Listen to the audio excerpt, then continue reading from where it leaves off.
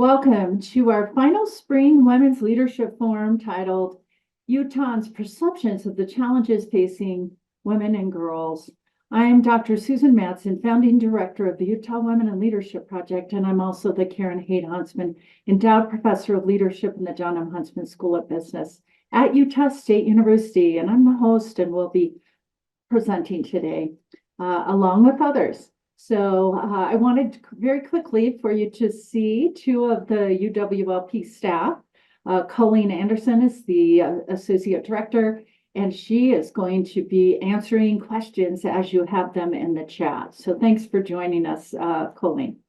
And then Bree is the statewide impact manager for the UWLP, and she'll also be answering questions in the chat. So just wanted you to see their faces for just a minute so you could see who was answering those questions. So thanks to both of you for joining today. So again, we'll have a lot of presenting and some different data that we'll be working on today. And so hopefully we'll be able to pull in a few questions here and there. But again, Colleen and Bree will be over working in the chat, giving you some answers to questions as they come up. So excited to be here today and excited to be able to talk about this research that we did. So I'll start by sharing my screen and start working in terms of giving you some background. And then as we move along some of the sections, we won't have a spoke leader join, and some we will. So again, this research on the perception specifically of the challenges that girls and women face and a few opportunities is something that we have been working on and collected data on in the fall of this past year. And as a reminder, I'm assuming if you're joining that you do already know about the Boulder Way Forward, which it has as its goal to really help more girls and women thrive. And as I always say, every day, when we lift girls and women and help girls and women thrive, we really are lifting and helping more families thrive too. And that includes boys and men. So just a reminder of the model that we use. And today we're going to go through this model and present some of the data on all of these areas. So there's 18 spokes. So let me give you a little bit of background here.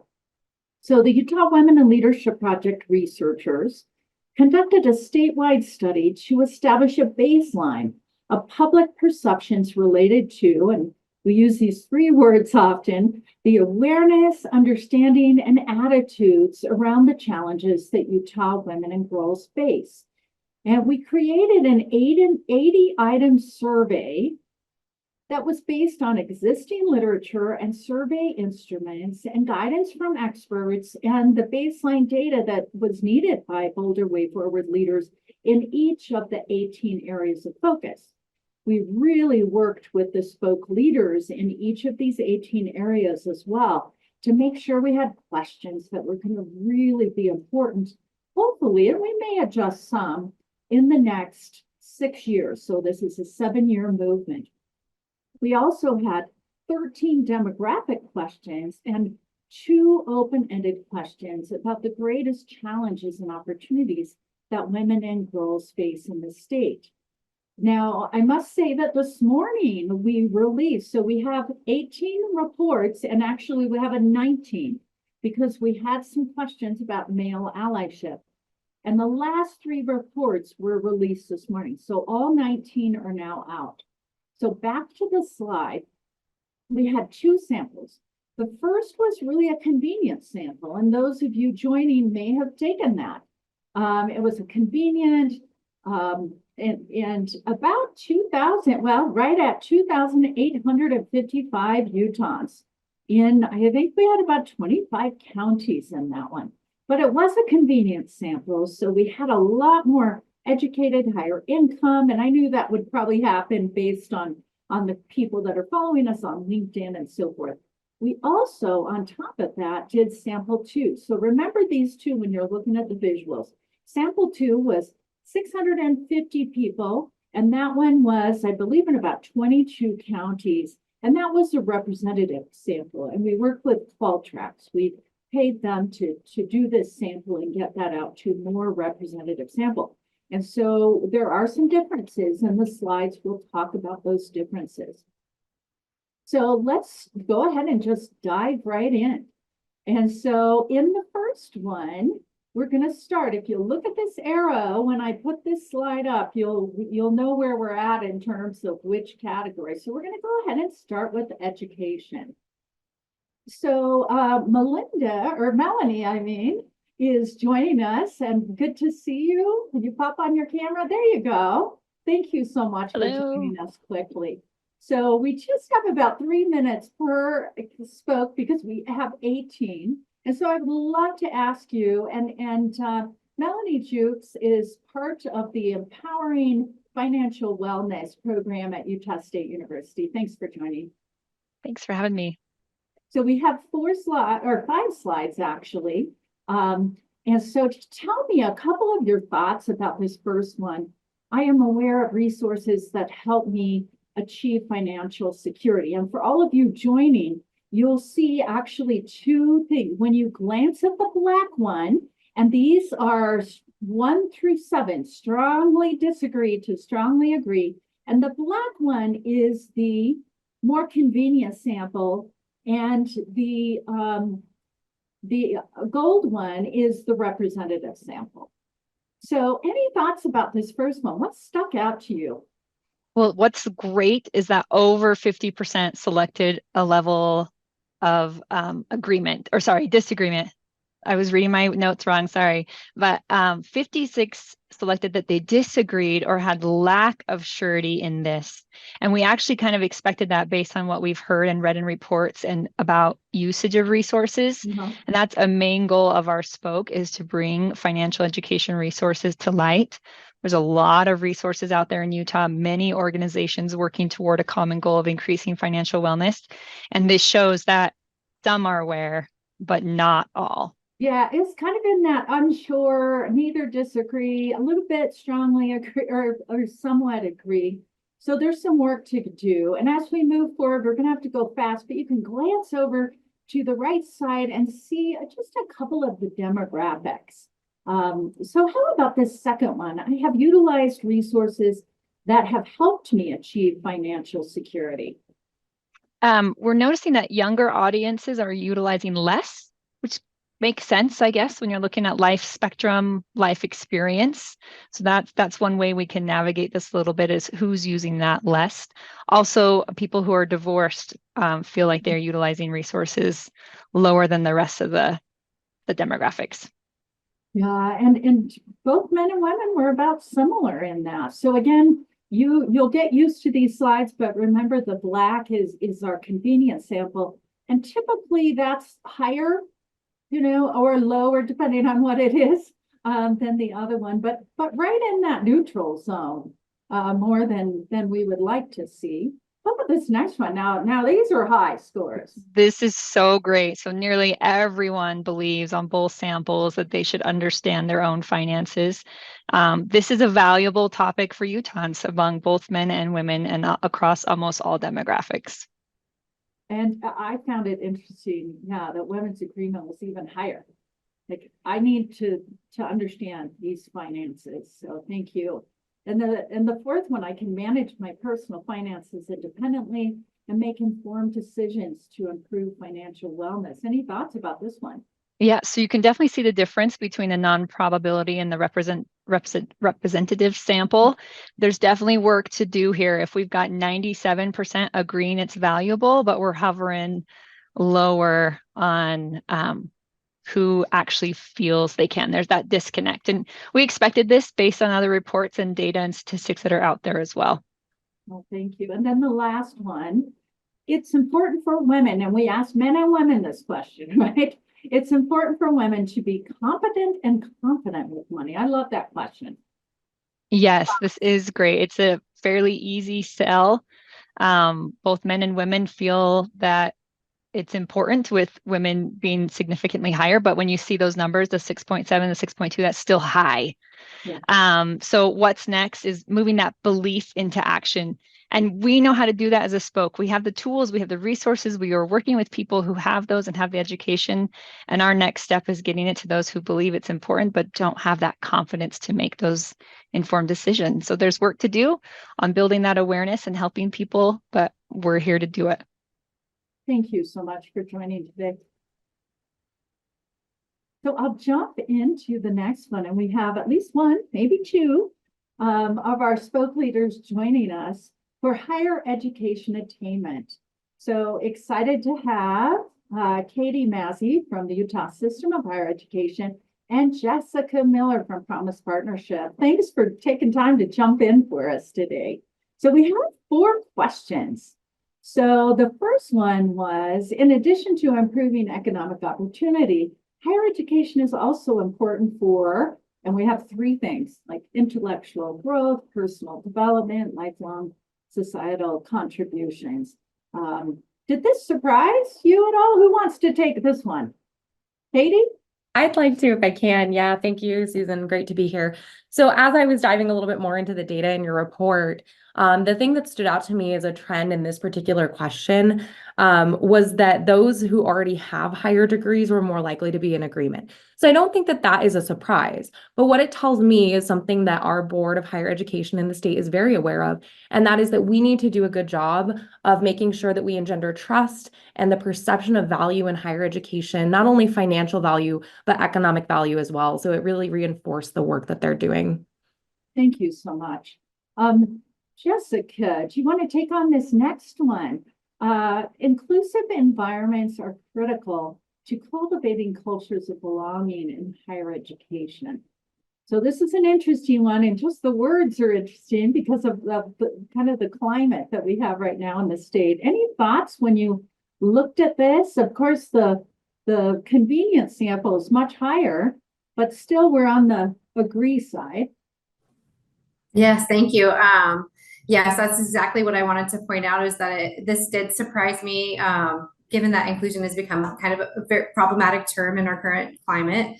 I was heartened to see that only, I think it was 10.7% of people disagreed with the statement. But I think that, you know, there's still work to be done to continue, like, I'm trying to think of the right word, but to continue to cultivate these cultures of belonging in higher education and the perceptions around it. And what we know, bottom line, is that we have to have inclusive environments. And those really are critical to helping everybody feel like they belong. So thank you so much. And the third out of 4 questions is, it's important for Utah women to complete graduate degree programs. And that, the whole reason we put that in is that we have the biggest gap in the whole nation between men and women getting graduate degrees.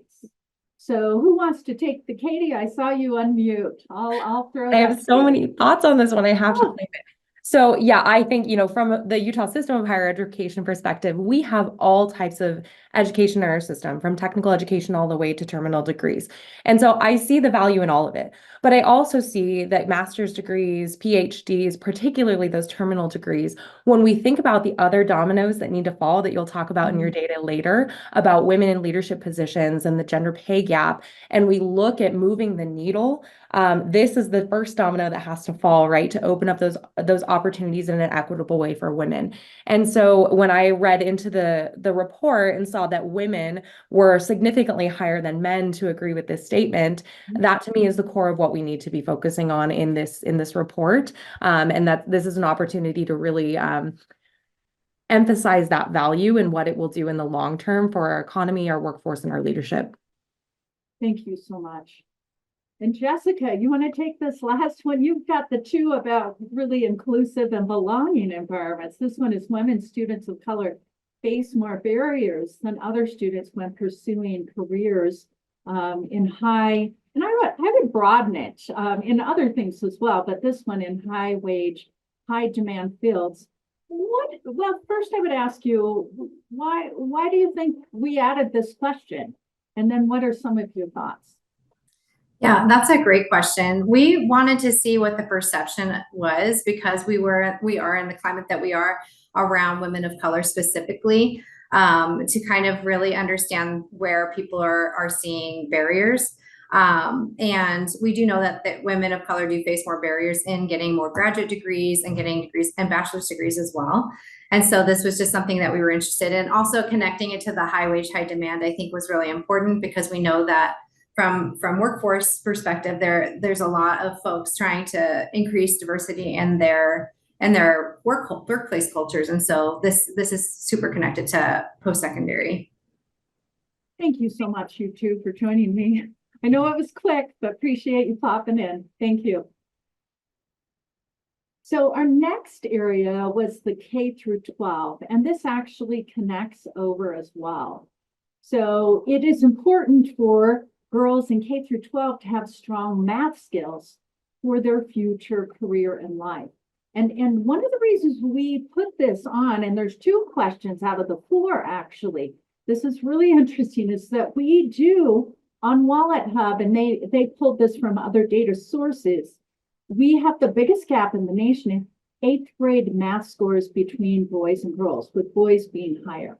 We have the biggest gap right now in the nation. A couple of years ago, we were 43rd. For some reason, we've dropped to 50th. And so that's one of the reasons that this is related to one of the goals for the spoke, one of our bold goals.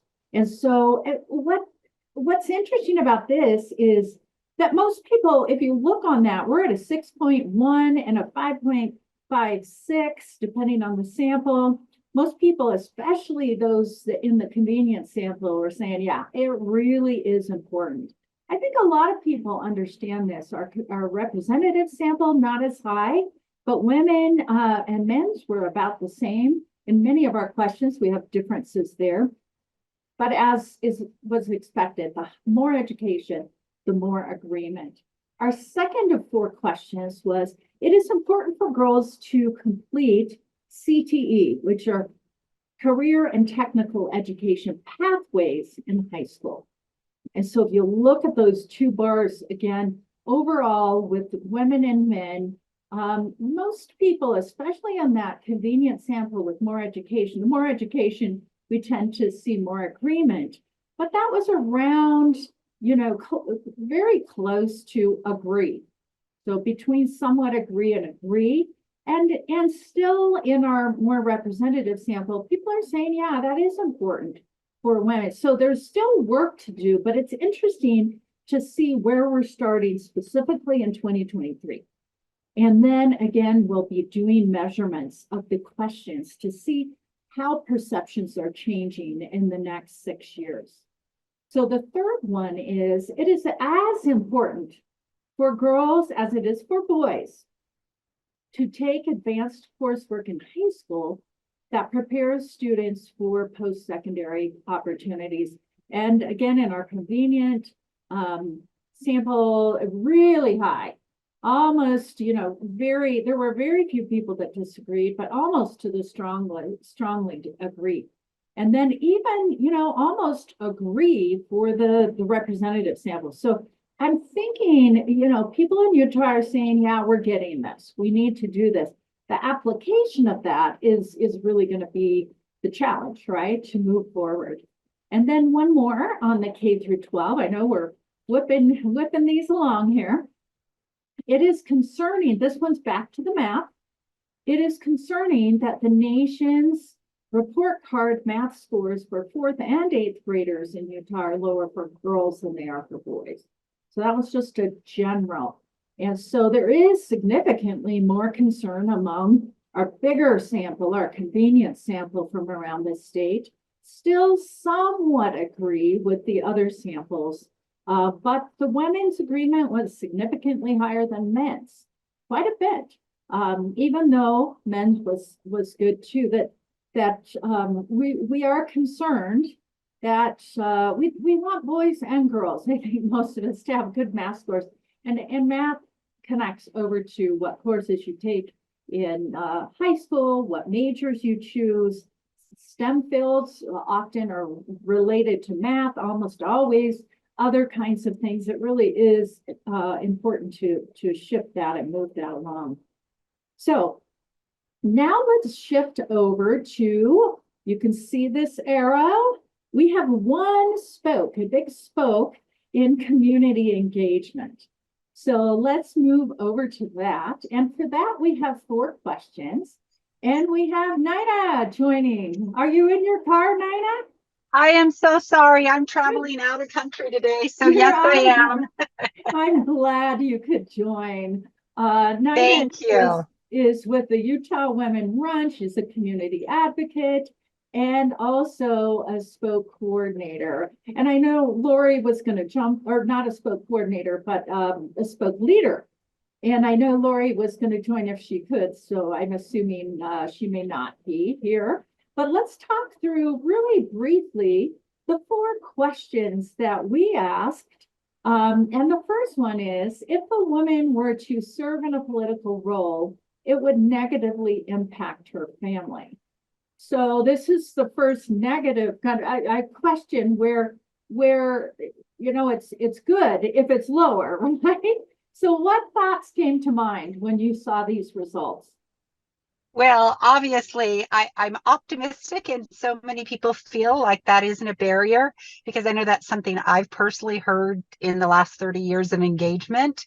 So that was exciting, but it is still concerning when we see those percentages who still disagree with that, 531 and 569, those are still a lot of that sample that still do believe that it negatively will affect their family. So I think that was interesting. The other piece, being from Southern Utah for the last 30 years, the demographics piece is always really interesting, how those perceptions are magnified. The more rural, the more traditional, that deeper culture, religion really affects the way they see our engagement. And if people would not ask this question if it was about men. Can I just say that? Most people don't say, oh, how would that affect your family? So it's an interesting thing, because we're so, and not just men think that, but women too, right? Often we say, oh, how could you do that? I know you and so many others get asked, like, what would you do with your kids if you were running for office? We hear that all the time. Yeah. That was interesting. That was the first question we kicked off, because I think that's our guttural response to it, right? Is why are we asking this? But yet we still need to ask it. And then we asked what women are well suited. I was actually quite surprised that it was as high. And it was higher, of course, in the convenience sample. And between, somewhat agreed, there were still quite a few that were in that neutral. That, like, I don't know. I'm not sure. Any thoughts? Yeah. So kind of as a contemporary of yours, I was really proud of the confidence so many women feel in other women and their ability. I don't know that really translates to what we see in the ballot box, but I think that's really impressive and really progress. I really liked the age numbers there. That again, Susan, the people kind of in our category are starting to vote higher and really get that compared to maybe our parents' generation. So I think that that's evidence that we really are progressing and moving along on that. But I really was optimistic that the perception of our women well suited was so positive. And I think your point up front is very important, though. We change perceptions, but then that needs to translate over to the ballot box. And I don't think we're there in terms of the ballot box, but at least we're making progress with those perceptions. And then third, I understand how to get involved in civic activities. Your spoke is about women in politics, but also boards and commissions, and also just civic engagement and advocacy. Any thoughts about this? Yeah, well, really, we have to dial in on the 1/3 who are not becoming involved. I mean, the others are. It looks like the data shows as they get older, they become more involved. If they're religious, they become more involved, which is really interesting, because we know with our younger citizens in Utah, they're becoming less actively engaged in religious service. which could in a long term translate to less participation and engagement in communities. So I think that's a concern, but I think we really have to layer that with so many other layers, that 1/3 who don't know how is Yeah. concerning. Absolutely. And then finally, so this last one was, I know how. This one is, I actually engage in efforts important to the well-being of my community.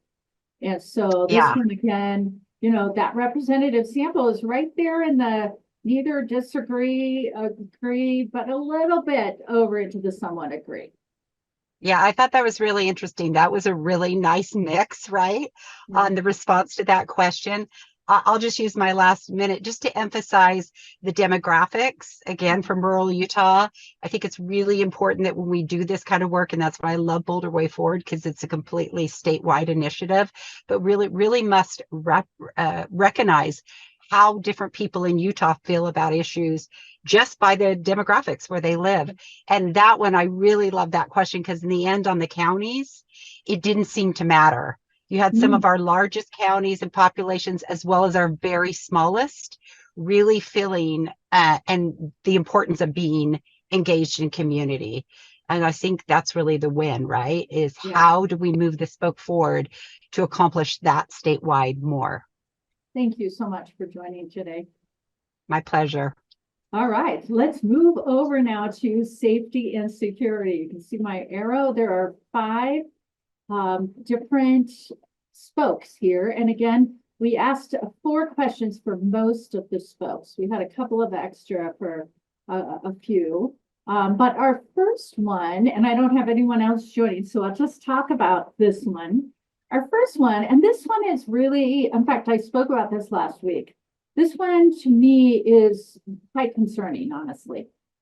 The first question, in your immediate community, so your neighborhood, family, faith, club, business, child sexual abuse is a problem. This one is a little very interesting and a bit discouraging. You can see the right around the neither disagree or agree, so unsure. But our representative sample was toward strongly disagree, or not strongly, but somewhat disagree.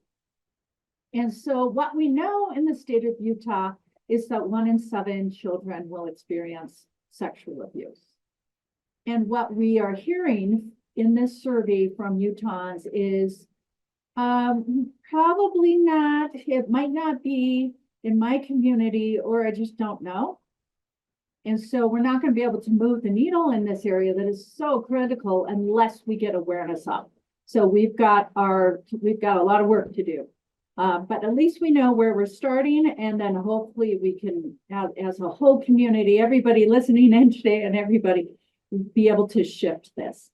The second of 4 questions is that child sexual abuse is preventable. An important thing when you look at the research around this is when people don't think there's anything they can do, we're not going to make changes. But there was some good results, especially that 6.01 with our convenience sample, a little bit lighter for the other one, which we need to shift up. Everybody in Utah, in order to change, needs to believe that we can do something and we can prevent it. And again, you can glance over, and for those of you that want, you can go to our website at boulderwayforward.org and actually go to some of these pages. You can link over. In fact, Bree or Colleen can put the link in the chat to our landing page for our dashboards. So you can see some of our dashboards and the goals for 2026 and the goals for 2030. So the next one, child sexual abuse is more prevalent in Utah than the national average. Now, what we know from the research is that there is evidence to say, yes, there is actually more child sexual abuse here in the state of Utah than the nation. If you look at the responses to the questions, really just maybe somewhat, but a lot of people disagreed. A lot of people said, no, it would not be. So again, this is one of the things that helps us when we can get people more aware that this is even a bigger problem here in Utah than nationally, then maybe more people will lean in and want to help change. The last one is the majority, more than 50% of child sexual abuse is perpetrated by another minor or peer.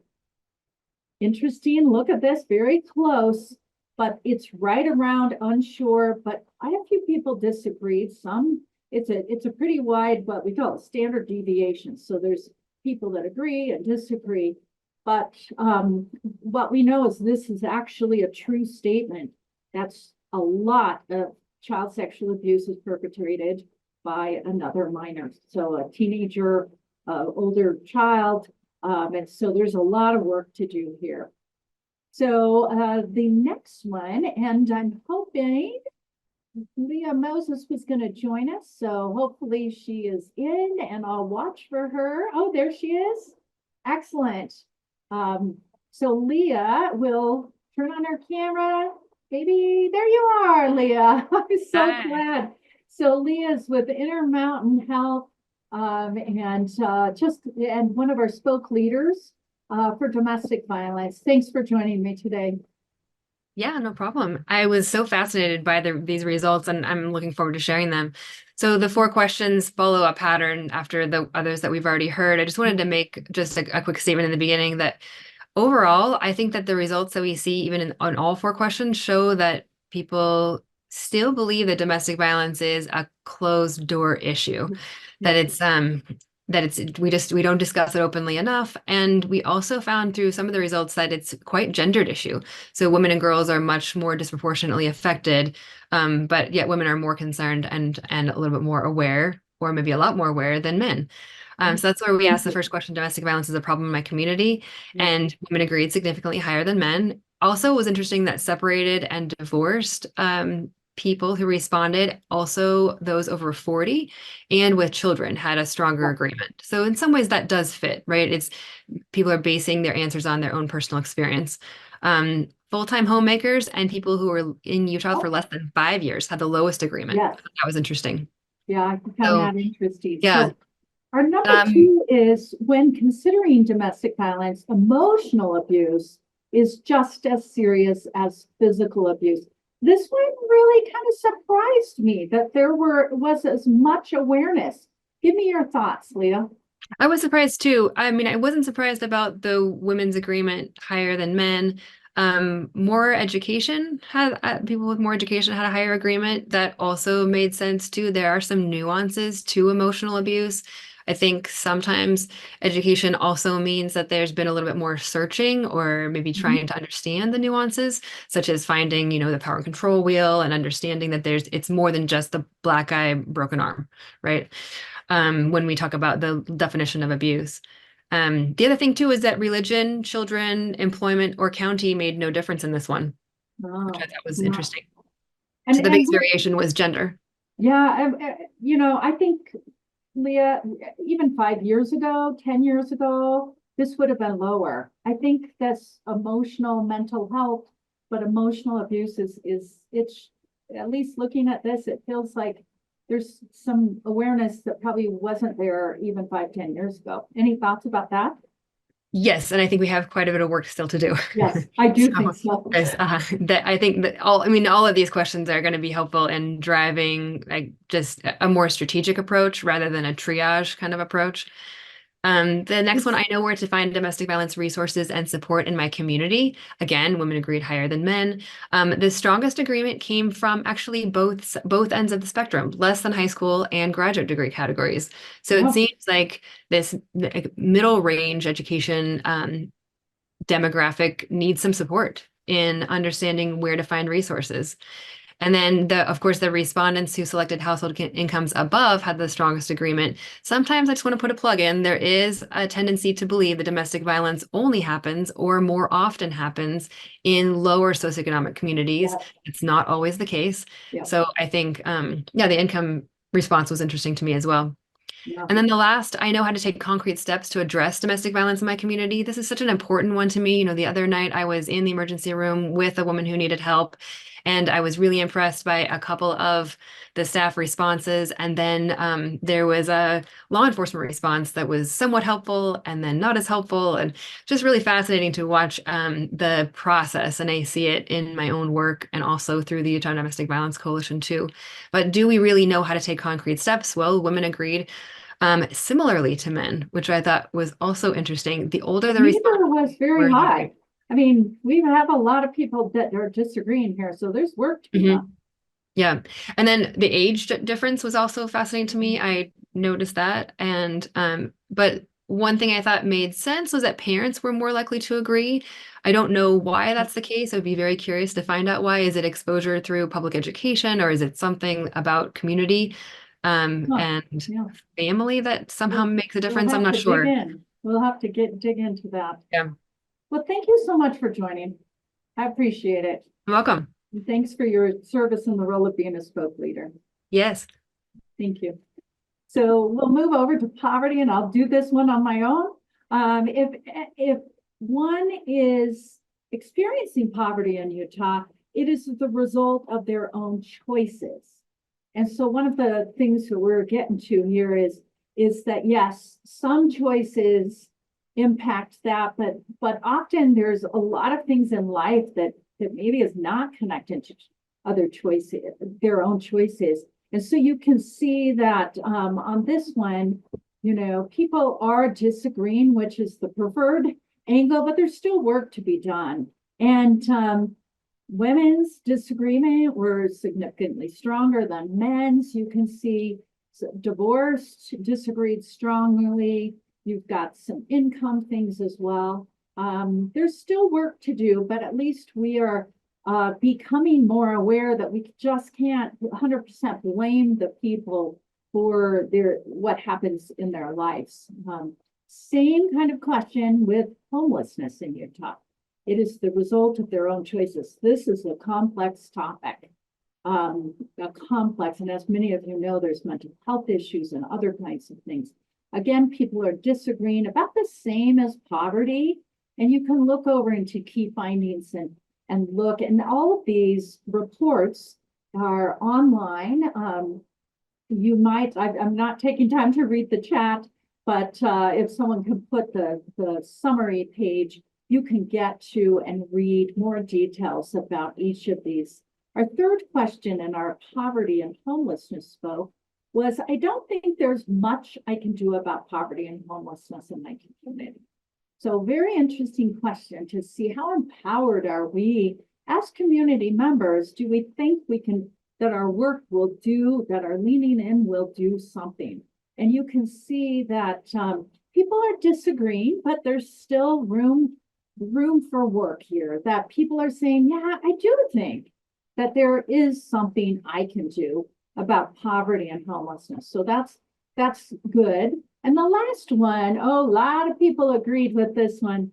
Home is the first step towards positioning children and families for the opportunity to thrive and to plan for the future. And we as Utahns are like, yes, home is important. We know that from the research, but we know that here in the state of Utah. Much more we could say, but moving forward, I'm going to do this one as well. I don't think sexual assault is a big problem in Utah. So this was encouraging for me, that look at the results. I mean, especially the more convenient sample are like, yeah, actually, it is a problem in Utah. And even the representative sample, it is a problem in Utah. I was surprised that there was more recognition about sexual assault being a problem than specifically in Utah than actually domestic violence. That surprised me. I don't know if that surprises anybody else, but that surprised me. This might surprise me actually as well. Any unwanted sexual contact or behavior is sexual assault. Through the decades, there's been so much misunderstanding about sexual assault and what that is. And we're saying, and both samples were about even. There's still work to do, but between somewhat agree and agree. And our standard deviation on this one is quite wide. That means there's a lot of people that said strongly agree, some that did we're lower than that. You can see some of the key findings over on the right as well. But that means this is where we're starting in 2023, at least, on our understanding of this topic. So again, we have reports on all of these and other various reports that can help if you want a better understanding of what sexual assault is.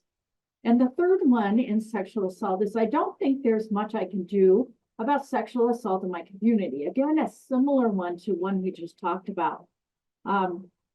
So people are unsure, but more are disagreeing. They think, there's something that I could do. There's something that we can do to change things. So I do feel like we still need to get those down further, but we're going in the right direction in terms of people understanding things can be done to change things around sexual assault in my community. And the last one on this is I know where to find those resources about sexual assault, and right again around neither disagree or agree, a little bit to somewhat agree, but lots of people, and again, women's agreement levels are higher. You can see some of the other things. We have county data on all of these reports that I think are interesting. There's some real differences between Cache and Iron County, and then some of the other counties in the state on this understanding, or the attitudes towards more understanding what are the resources available on this one. And then and Helen and Amy are going to jump in and join us quickly on the sexual harassment and gender-based discrimination.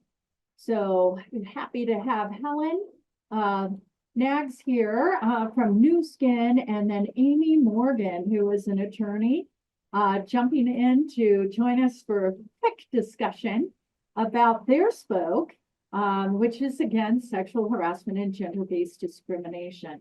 And so the first question is, sexual harassment and gender-based discrimination are problems in the state of Utah. Helen, let's go to you first. Did this one surprise you? What are a couple of thoughts there? Yeah, thanks, Susan, and hello to everyone. And I appreciate the opportunity to just share this data because thank you to Susan for enabling us to get such rich data here. So this first question, we were really wanting to establish what the baseline is for Utah around sexual harassment and gender-based discrimination. And I think the data from this question really points to the fact that they are problems in the state of Utah. You see agreement for both of the samples here. Yeah. So thank you. Yeah, agree. There is, and especially with that one sample, but some good agreement that people are saying, yeah, we get this. Yeah. We get this. So Amy, do you want to jump in with the second one? People make a bigger deal out of sexual harassment and gender-based discrimination than is warranted. I was encouraged by this result. Right? Which is a little disturbing to be encouraged by it, but I it was a relief to hear that people really did understand that it is a big deal, that we're not over exaggerating the seriousness of the problem, and that there really is a recognition that it is a serious issue within the state. So for that fact alone, I'm glad that the result is what it is. I mean, I'm troubled by the issue itself, but I'm glad that there's recognition of it. We still have some work to do on all of these, absolutely, even if we're absolutely encouraged. Yeah, number 3, I know what steps to take. This one's important. I know what steps to take for what resources are available if I or a friend experience sexual harassment. I don't know. I wasn't super encouraged here. Helen, any thoughts on this one?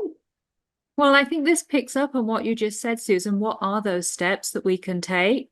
And in this one, what we're seeing, the findings suggest that there are ways and opportunities for us to provide more education around resources and around what to do if someone or you yourself experiences sexual harassment or gender-based discrimination.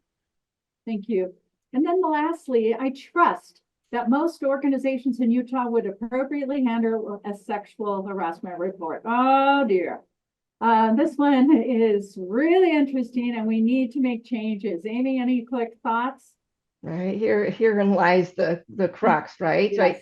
Even really. if we fixed all the others before, if we don't have this trust in the end, if someone reports and doesn't, and we're lacking that trust of the organizations, then everything else falls apart. So this is where we really need to do some key work in building those policies and that trust within the organizations between employee and employer and within our communities, and find some better paths forward. Thank you to both of you for jumping in and joining today. Absolutely. Thank you. Thanks. So we'll switch over now to the health across the lifespan. There's two spokes and the home and family here. So for the first one, I'm going to handle this one on my own. And I'm looking at the time and I'm going to have to pick up the speed a little bit. It's likely I will be able to schedule and complete a preventative healthcare visit in the next 12 months. Now, these are fairly high. Can I just say, we rank in the United States 49th of 50 on women actually getting preventative healthcare, which includes this monthly or this annual visit. So I just want you to look at this. And so people are like, I can do this, but we know that a lot do not. So this is helping us figure out, what do we do next? The next one, I feel empowered to make informed decisions regarding reproductive health that fit my needs or the needs of my family. So both men and women actually were about equal here, but you can see there's some empowerment, but in our representative sample, it's somewhat agreed. So there's still, we need to be able to have women and men really feel empowered to make those informed decisions. So I am knowledgeable about perimenopause for women. So what we found is men are really lower, and that's not a surprise. But women in general, there's not a lot of understanding. And I'm sure, by age, there's a little bit of difference here, because when you get my age, you learn a little bit more. But I was surprised. I thought I was pretty educated in this area and was really surprised. So there's a lot of work to do in knowledge about menopause and perimenopause. And then finally, I feel, I have one more for after this. I feel physically, mentally, and emotionally safe in healthcare settings. Important question. Wish we had more time to go deeper into all, but somewhat agree around there.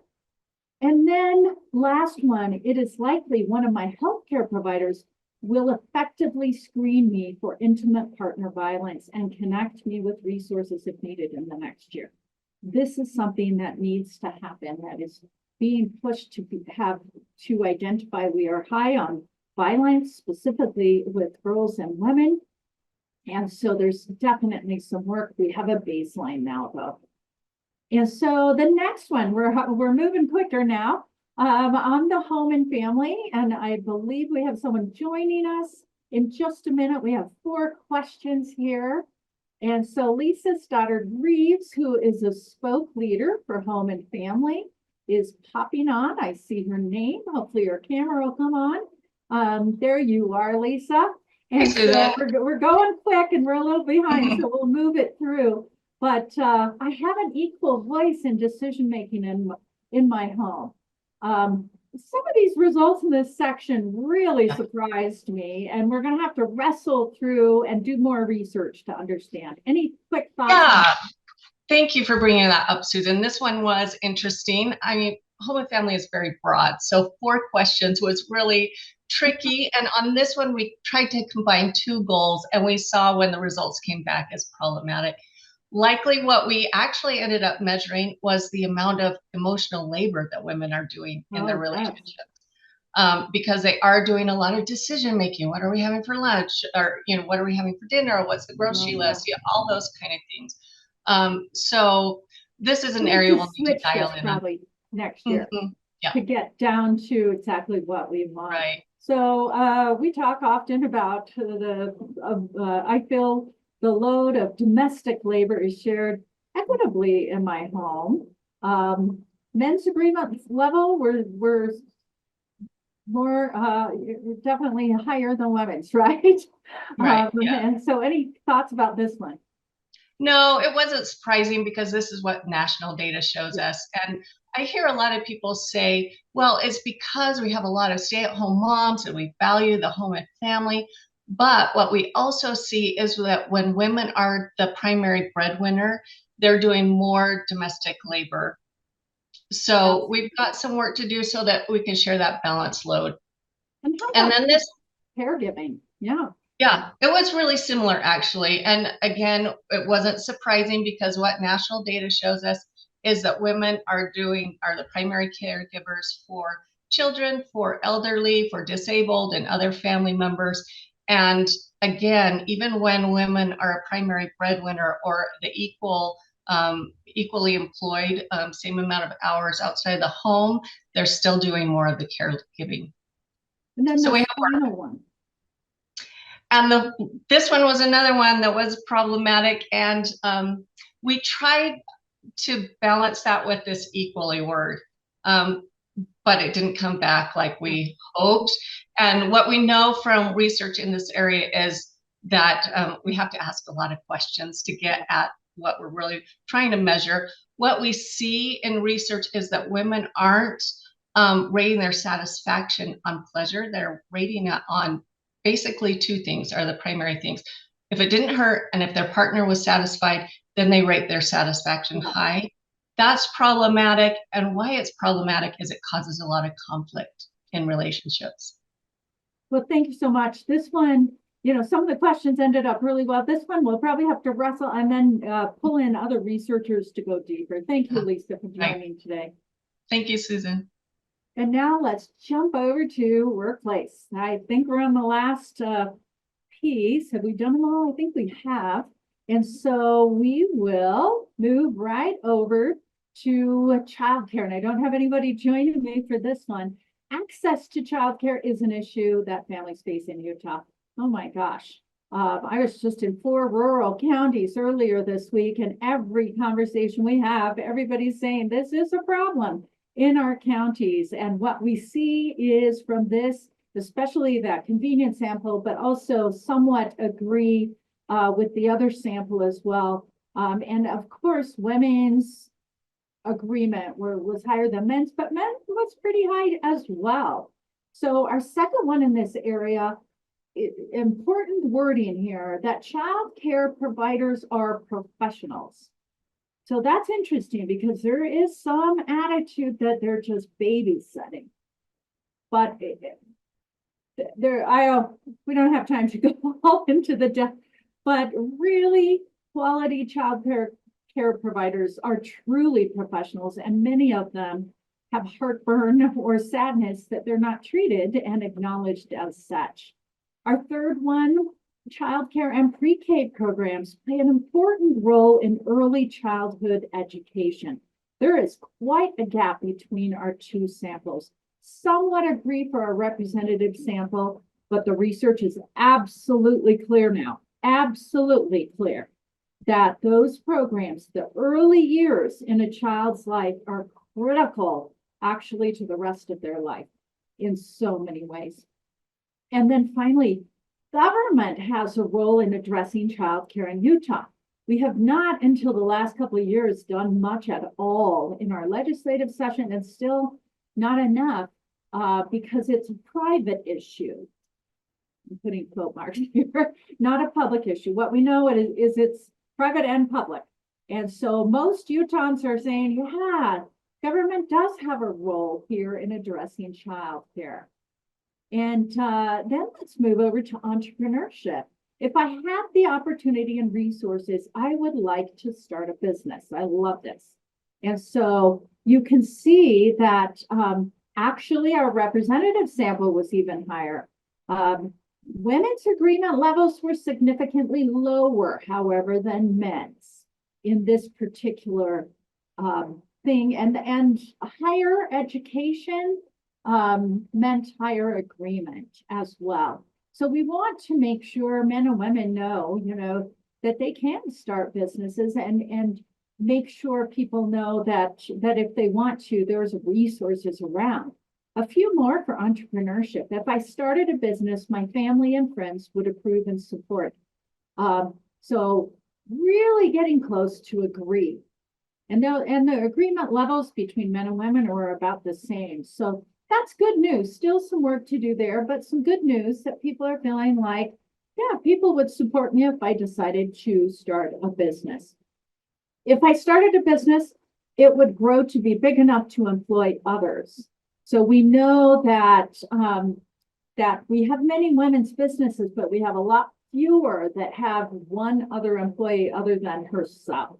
And so this is what we were digging into. And so we're between, neutral and somewhat agree in these responses. So all of these set a stage for how we want to change and the perceptions and understandings of those things in the future. And then finally, on this one, if I were to start a business, I know where to go for help. Oh my gosh, there's really a lot of help here in the state of Utah, lots of resources, lots of things. The Women's Leadership, or not the Women's Leadership, the Women's Business Center of Utah is one of the hubs there.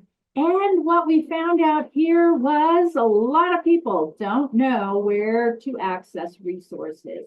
So that's one thing we need to work on. Those samples were pretty close to the same there. And then I'm moving fast now because I don't have people popping in. This pay gap, of course, all of you know, if you're joining, the pay gap is a real thing here in the state of Utah, and that we, according to the last Wallet Hub, hit 50 of 50 states. So do they believe that a pay gap exists in Utah? What we're finding is that, yeah, we're leaning on that, especially that convenience sample, pretty strong that yes, we get that. And then we really dug into some other areas related closely. Utah women make less money than their male counterparts. Now, here's a really interesting piece. Even when they have the same or similar experience, education, and position. So people push back a lot on that, but especially that big convenience sample is saying, yeah, women do make money, even though things might be equal in terms of these other things. Less understanding of that with our more representative sample. And of course, some differences in demographics, but let me keep moving.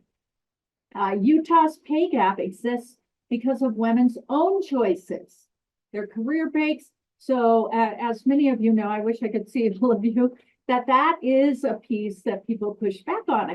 It's women's choices. And actually, a lot of people who took the sample, you could see the representative sample is somewhat disagree, not as strong, but the other sample was stronger in that. But people are saying, no, we've still got some work to do on this, but this is where we're starting, at least with these perceptions. And then we take this last question, that Utah leaders should take action to close the gender pay gap. I was surprised that it was so high. People are saying, we've got to do something. Of course, there's many things that need to be done. However, leaders need to take action. And we weren't specific about government or legislature or business, but overall, we were encompassing. We might dig down into that specifics next year, but this is where we ended up. So that's people are recognizing it. All right. I am moving along, but we're to leadership development. And I think I have a couple of people joining, which I'm excited about because I'm talking to myself here at the moment.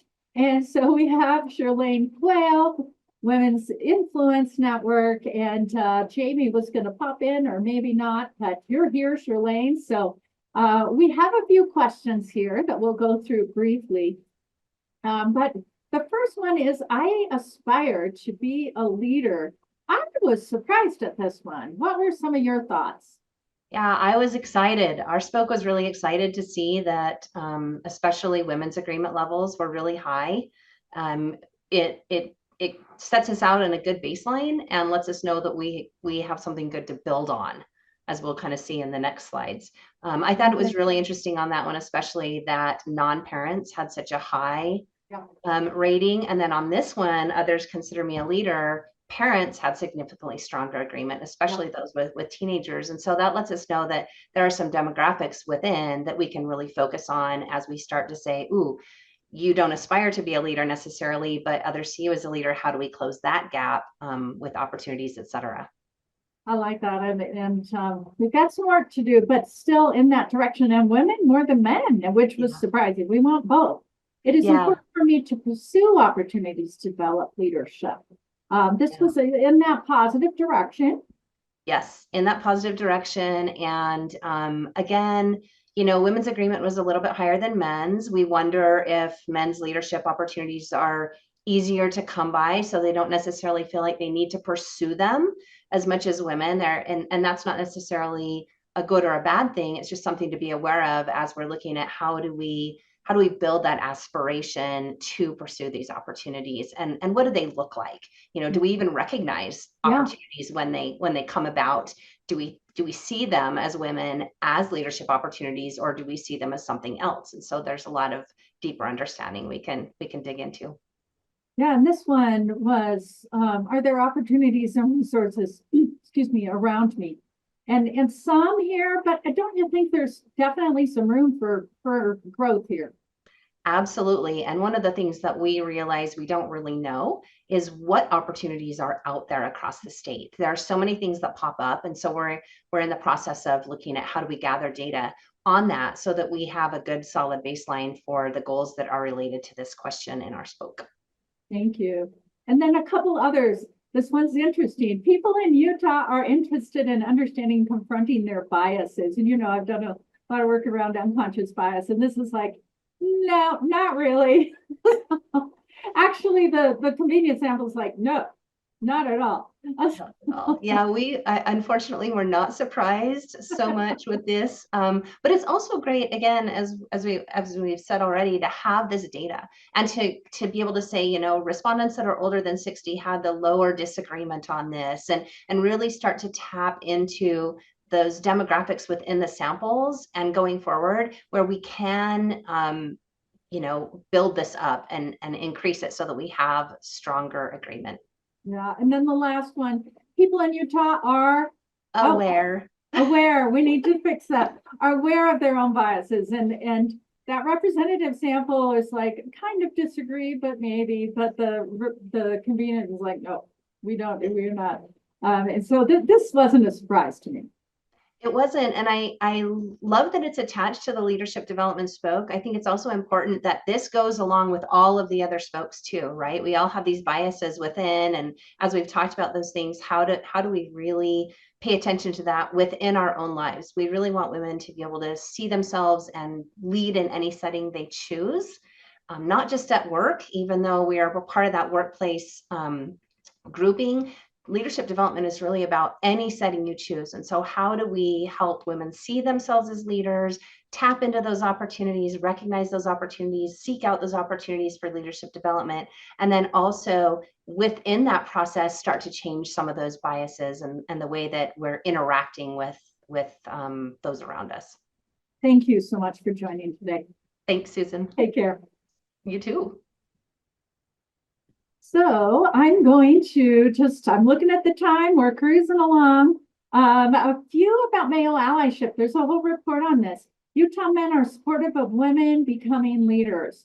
Not a lot of positive. We're not in the positive space, but that's where we're starting. And this is good to know where we're starting in terms of perceptions.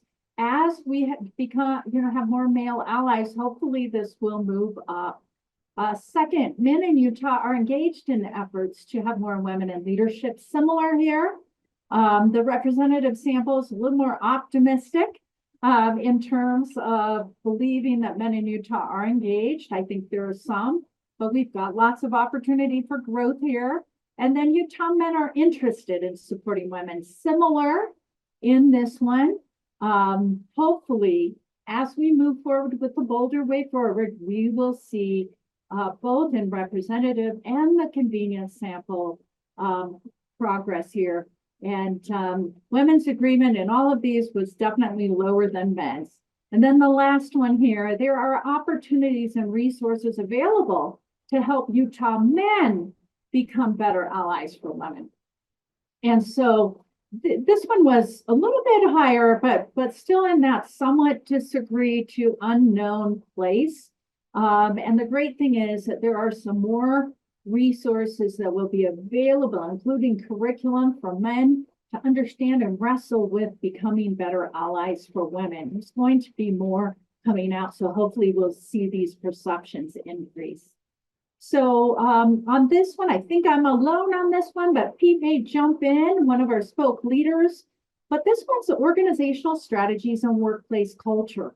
My organization offers family-friendly policies to meet my needs. You can glance and see those are right around neutral to somewhat agree. That's where we're starting here.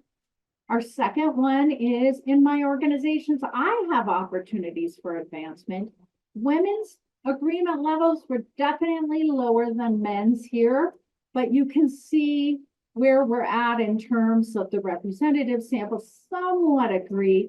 But again, there's so many demographics, and if you get on our dashboards, you can filter and do some things to really explore. My organization has strategies that advance women. We're a little bit more than neutral here, somewhat agree. So some organizations are, people who took the survey felt like they were supporting women, but we've got a lot of work to do here. And then finally, do those people that took the survey, do they feel a sense of belonging at work? Oh my gosh, look at the results. However, I go to the report because there's some real differences in terms of people who are men and women, the differences in gender, but also race and ethnicity and other demographics. Lots of differences here. And then in STEM fields, women can be successful in STEM fields and jobs in Utah. We're low in women in STEM fields and STEM education, so I was really surprised that this was as high as it was. This is good. This is good news that people are understanding that. This one, the lower the better. We don't need more women in STEM fields. People are disagreeing. People are disagreeing. Some interesting things with demographics. You can look that up. STEM jobs are more difficult than jobs in industries in Utah. Some people think that, but generally we're going towards the disagree area. And then finally, women can successfully advance their careers in STEM industries in Utah. There's some optimism here. We definitely have room to growth because we want men and women believing both that women can be successful in advancing their careers. We're almost to the end here, and I'm hoping Robin is still there and can jump in. We've got one last area. Oh, there she is. She's coming in. Workforce development. Thanks for joining, Robin. You're all the way at the end today, so I'm glad you were able to jump in. So some interesting results, more research to do, right? To really dig in and figure this out. But the first one I am aware of and know how to access resources and support to attain a quality job. Thoughts? Yes, one of the things that we really wanted to focus on with these questions was understanding. We know that there are a lot of great resources in the state, but we didn't know how well, especially women who are out of the workforce, right? And we know that we have a significant percentage of women who stay home for a while. And so we loved seeing that that a lot of people in both samples really felt like they knew about the resources available and they knew how to access them. So that was exciting. Of course, some things in race and ethnicity. And this also came up with income level, household status, different things like that. There are going to be some differences there. But overall, we were encouraged by seeing this high agreement that people knew how to find the resources they need. But even with that, the representative sample is still just between neutral and somewhat agree. So there's definitely still work to be done. Always work to do, of course. Tell me about this question. Why was the 12 to 24 months so important? Well, we know that both of the organizations that are leading this spoke work on workforce reentry, both Tech Moms and People Helping People. And so we see women all the time who understand that they need to get a job, understand that they need to go back to work for a wide variety of different reasons, but they also know that it might take them a little prep time. And so whether it's to get a little bit more education, to build their network, to develop some core skills, we wanted to build in that lead time to the question to say, maybe you're not ready to get a job today, but could you get a job in the next year or two? And again, high percentage of agreement from the people recognizing, if I get the skills I need, make some contacts, I am employable, I can hold down a good job. That's good news. Again, the representative samples, lower, there's still work to be done, but encouraging. My current circumstances permit me to maintain successful employment for the next 5 years. Yeah, there are a couple of things that we knew played into this, and there are the challenges that you've talked about through many of the other spokes today. Do you have access to childcare? Will your family support you working and earning a living? Do you have elders that you may need to be caring for? And so we wanted women to really reflect on all the aspects of their lives that would support their full-time employment, but also, I mean, some of the things in these different regions, just knowing it's not just our current circumstances, but are there good jobs in the regions and areas where I live? And we know that we have childcare deserts throughout the state, but we also have some rural areas in the state where finding a great job is really difficult. That's one of the things we want to focus on with our spoke work over the coming years. Thank you so much. And finally, I believe that in Utah, I can find a successful employment that works for me and my family. I actually thought this would, especially in the representative sample, be even higher. But you bring up a good point about different areas of the state. Yeah.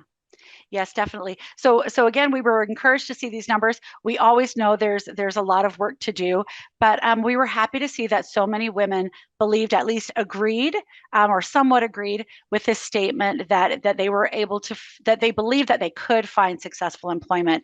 That's the thing that we're going to be working for, and all the goals and everything that we'll be working on in the next couple of years. Hopefully these numbers will continue to grow as we move forward.